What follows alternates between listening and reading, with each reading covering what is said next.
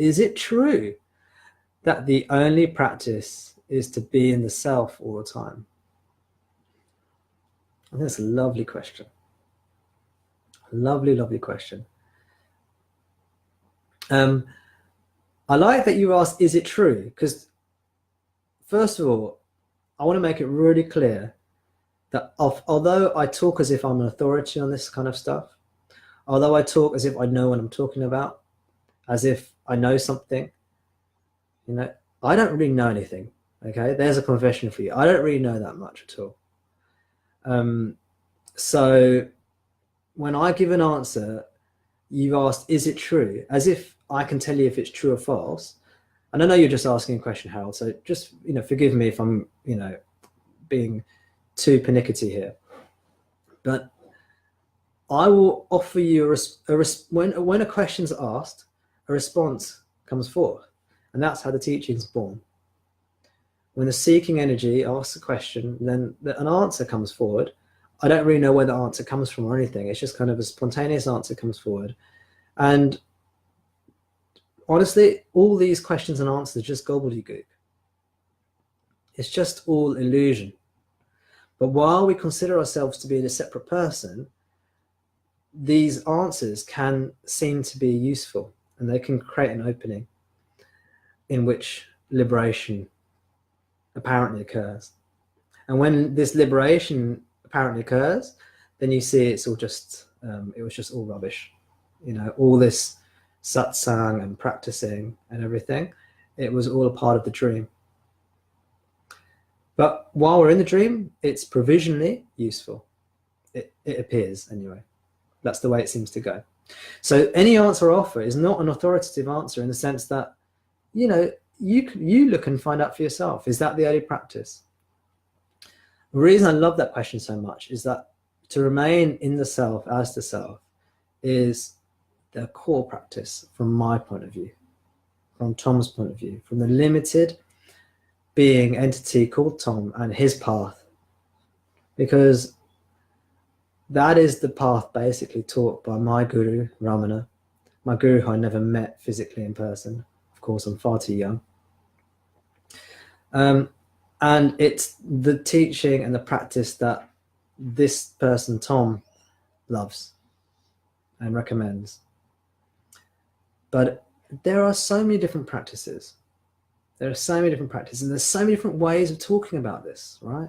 We don't have to be closed and narrow-minded and only use this Vedanta style way of talking about things in terms of the self. There are so many other legitimate and beautiful and heartfelt ways of talking about this. And it's limiting just to think there's only one way of expressing this. And there's so many different practices, and they all, depending where you are, a different practice will suit you. So maybe chanting a mantra. I mean, that's a wonderful practice. Maybe just dedicating everything you do to God, which is a form of karma yoga. And in the Bhagavad Gita, I think it's chapter 3 of the Bhagavad Gita, Krishna tells Arjuna that King Janaka gained liberation just through dedicating his works to God. So everything he did, he didn't get caught up in what he was doing. King Janaka, he just, whatever happened, and he was poised in God, which is the self, really, actually. And everything he did was just dedicated to God or the self. And this is karma yoga, the yoga of action. Karma is a Sanskrit word meaning action or activity. And it can sometimes mean cause and effect as well. So just that practice of dedicating everything you do to God, to giving your life to God, that is the path of karma yoga. And in the Bhagavad Gita, Krishna says that alone isn't all you need. In chapter 6 of the Bhagavad Gita, there's a chapter on meditation. The Sanskrit word used is dhyana, or dhyan, dhyana. And there's another path. And essentially in chapter 6 of the Bhagavad Gita, Krishna explains to Arjuna about the path of essentially resting in the self as the self.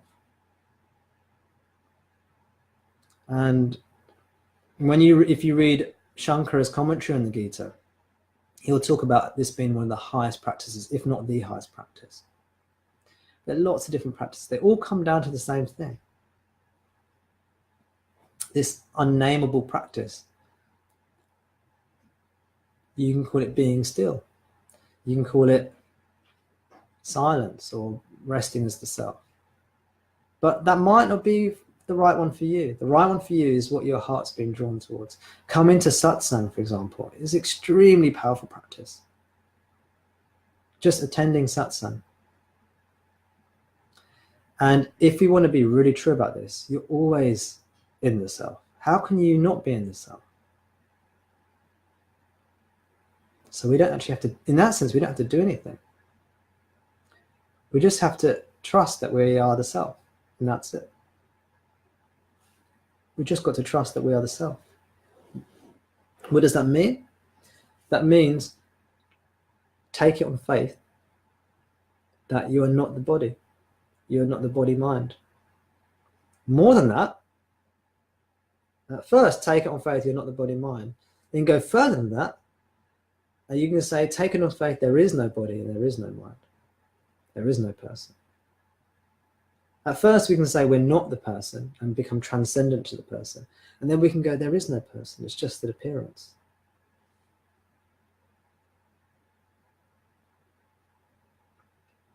The safeguard in that teaching, because that's a potentially quite a dangerous teaching, especially depending how mature or immature you are as an individual spiritually and emotionally and psychologically. The safeguard to that is, and this is mentioned in the scriptures, the safeguard to that teaching is that you must be a good person. You must be ethical, very, very 100% ethical, as much as you can be. You must be responsible socially and to your family. Any social responsibilities you have, you must attend to those. And you must look after the body and mind. So with those caveats of doing the bare minimum you need to be responsible towards the body, the mind, and socially, which includes being ethical, then take it on faith that there's no one here and there's nothing happening. It's all just an illusion. That's another practice. And when you any of these practices, when you go into them, they take you to the same place, freedom. You're essentially not relating to the world as a limited entity anymore. You're not afraid. You're not believing your thoughts. So these are all the same practice, but the entry points to the practice, the ways in, are different for different people, depending on where you are, depending on the kind of language you like to use, depending if you're got an intellectual type ilk or if you're more heart and feeling based. There's so many different ways in. Is what I love about this sort of Vedanta and the Hindu teachings, that they're so holistic and all encompassing, and there's something for everyone there. Doesn't matter what level you're at. Doesn't matter how egotistical or self-centered or immoral you are. There's a teaching and there's hope and there's salvation there waiting for you. Isn't that beautiful? I think it's a wonderful thing. And of course, it's all illusion. But until it's seen to be illusion, these things, they improve your life, they calm your mind, and they allow this really to be seen in a deep, deep level, deep level.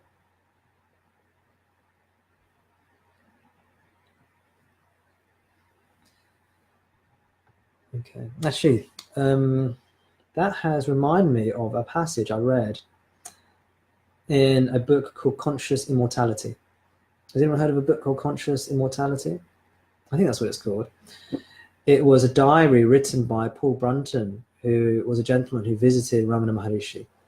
And let me see if I can find it and find a passage that this has just reminded me of that. Let's see.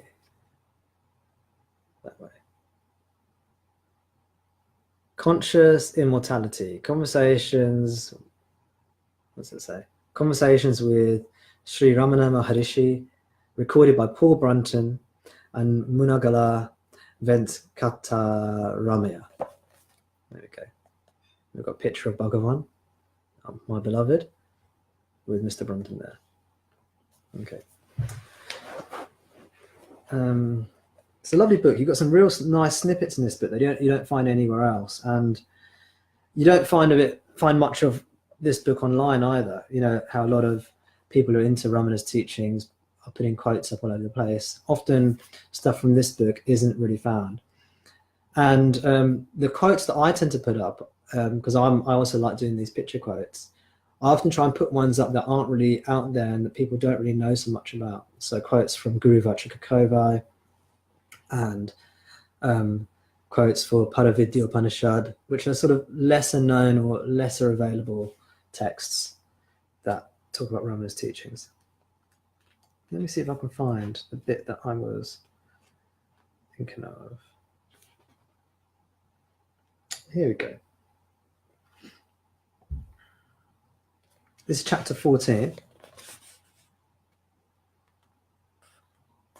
There you go. I don't know if that's in focus or not. Anyway. Ramana says, it is necessary to practice meditation frequently and regularly until the condition induced becomes habitual and permanent throughout the day. Therefore, meditate. You lost sight of the bliss because your meditative attitude had not become natural and because of the recurrence of vasanas. For those who don't know, vasana is a Sanskrit word which means the habitual tendencies, the habits, the mental habits. And usually it's used to refer to the habitual addicted tendencies to identify as a self, to identify as a person, the habitual tendency to identify as a me, and all the negative, addictive, habitual tendencies that arise thereof.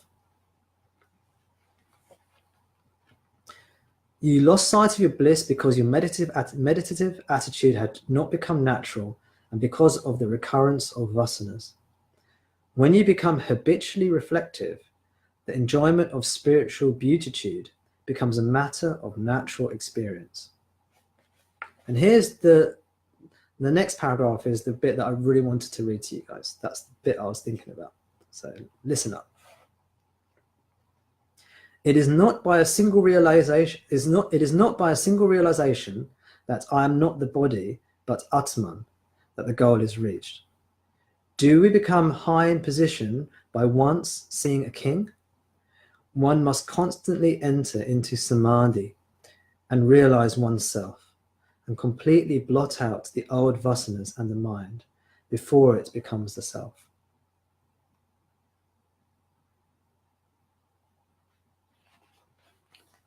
If you keep to the thought of the self and be intently watching for it, then even that one thought which is used as a focus in concentration will disappear and you will be the true self.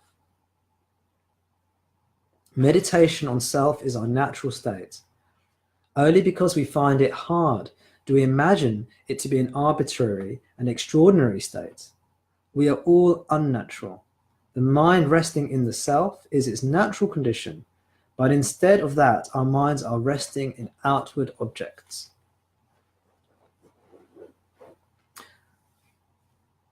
Okay, there's so much in those paragraphs I've just read.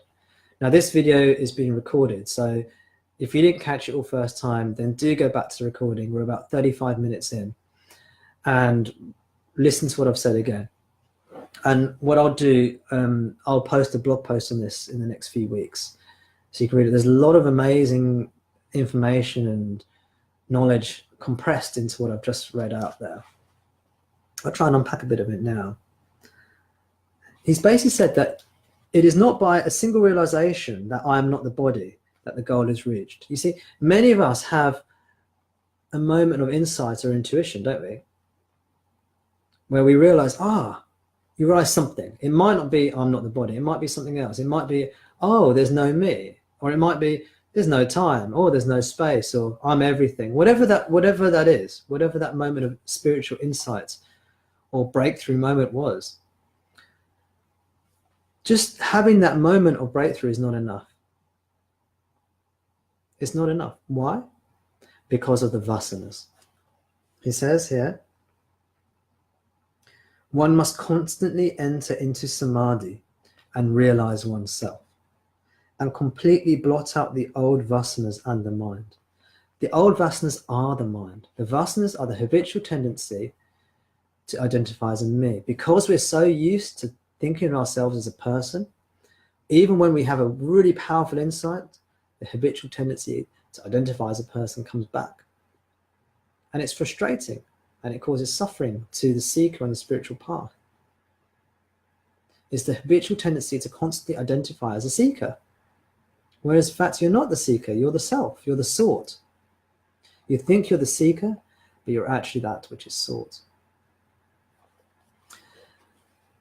So, and then he says a phrase here, which is a traditional phrase. It cites a traditional example that's found in a text called Advaita Buddha Dipika. He says, do we become high in position by once seeing a king? What he means is, high in position means high in social status. Basically, do you become a king by just seeing a king? You don't. So just by seeing this truth, that there's no one here, doesn't make you enlightened, because the vasanas that are still there, all the addictive and habitual tendencies to do all these crazy things and identify as a me and have all your addictions and all the sufferings, they're still there. You might well have an insight that there's no one here, but all the same old shit's going on and you're still suffering. The suffering's still happening. That's not a full realization if the suffering's still happening. If you realize there's no one here and everything's happening by itself and there's no one doing anything, but you're still like doing terrible things and you've got all these addictions and you're suffering, that's great in that you've had an insight, but it's not the end of the road. The vasanas have to be purified. So this is what Ramana is teaching. This is a traditional teaching. And it's an important teaching, because we're essentially, at the end of the day, we want the suffering to end, don't we? We don't just want to have a realization, but then it's be exactly the same. And we're still suffering away and everything's still terrible and life's still really difficult. Then there's no point. Or there's little point. It might be a bit of fun, a bit of entertainment, but is that what this is about? So, yeah, and he says here, one must constantly enter samadhi before one becomes the self. It's interesting, because how can you become that which you already are? How can you become the self if you're already the self? Well, become the self means remove the vasanas. You're already the self. You don't have to become the self. But the progressive part of the path is that it takes time for the habitual tendencies to be weeded out. This is called purification. And purification is an illusory process that occurs within the dream, but is apparently important, because without it, the suffering continues. You see? I know it sounds contradictory, but when you kind of get the teaching, it all makes sense. It all flows beautifully. And then the last thing I'll sort of focus on, he goes, if you keep to the thought of the self. So he's saying here, sometimes Ramana would recommend that you just repeat the word I to yourself as a mantra. I. And it's constant, because I means the self, it means me. And if you constantly repeat the word me, you're bringing the mind back to yourself, who you are. If you keep to the thought of the self and be intently watching for it, then even that one thought which is used as a focus in concentration will disappear, and you will be the true self. What he's saying is that we're using a device, a mantra, to remind ourselves to focus on who we are, the subject. Who we are in the paradigm which Raman is talking about, who we are as a subject. I am that which observes, I am that which is aware, I am that which perceives, I am the perceiver, the observer, the witness. That never changes. So by saying I'm reminding myself that that's of this consciousness, this unchanging consciousness, this unchanging beingness, this unchanging principle that's ever present and one with everything, whose nature is bliss, love. That which deserves to be worshipped is me, the true self. Not me, Tom. Please don't think I'm saying that. Don't worship me. Worship the true self. That's the guru. That's the teacher. That's the teaching. And this all links back to the original question of, is this the true practice? Yes, it is the true practice. But through repeating the word I, it brings our attention back to the self. And then eventually, the thought I disappears, and we're just left with the self, which is all there really ever was. But there was a illusion or delusion that we were a limited entity.